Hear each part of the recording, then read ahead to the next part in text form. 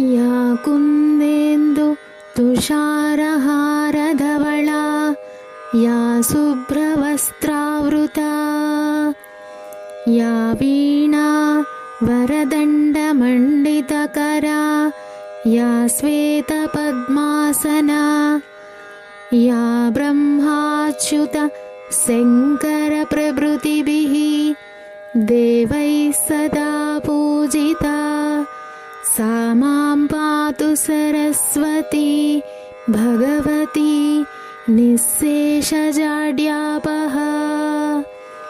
दोर्भिर्युक्ता चतुर्भिः स्फटिकमणिनिभैरक्षमालां दधाना हस्तेनैकेन पद्मं सितमपि च सुखं पुस्तकं चापरेण भासा कुन्देन्दु शङ्खस्फटिकमणिनिभा भासमाना समाना सा मे वाग्देवतेयं निवसतु वदने सर्वदा सुप्रसन्ना सुरासुरैः सेवितपादपङ्कजा करे विराजत्कमनीयपुस्तका विरिञ्चि पत्नी कमलासनस्थिता सरस्वती नृत्यतु वाचि मे सदा सरस्वती सरसिजकेसरप्रभा तपस्विनी सितकमलासनप्रिया घनस्तनी कमलविलोललोचना मनस्विनी भवतु वरप्रसादिनी सरस्वती नमस्तुभ्यं वरदे कामरूपिणी विद्यारम्भं करिष्यामि सिद्धिर्भवतु मे सदा सरस्वती नमस्तुभ्यं सर्वदेवी नमो नमः शान्तरूपे शशिधरे सर्वयोगे नमो नमः नित्यानन्दे निराधारे निष्कळायै नमो नमः विद्याधरे विशालाक्षि शुद्धज्ञाने नमो नमः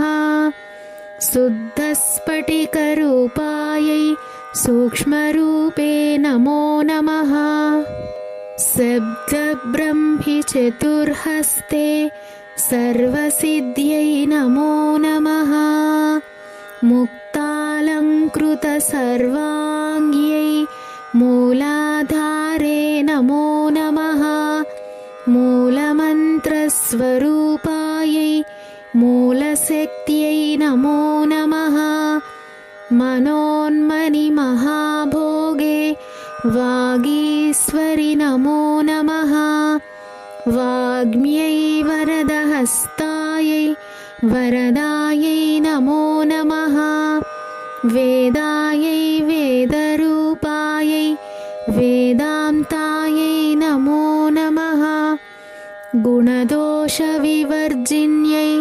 गुणदीप्त्यै नमो नमः सर्वज्ञाने सदानन्दे सर्वरूपे नमो नमः सम्पन्नायै कुमार्यै च सर्वज्ञे ते नमो नमः योगानार्य उमादेव्यै योगानन्दे नमो नमः दिव्यज्ञानत्रिनेत्रायै दिव्यमूर्त्यै नमो नमः अर्धचन्द्रजटाधारि चन्द्रबिम्बे नमो नमः चन्द्रादित्यजटाधारि चन्द्रबिम्बे नमो नमः अणुरूपे महारूपे विश्वरूपे नमो नमः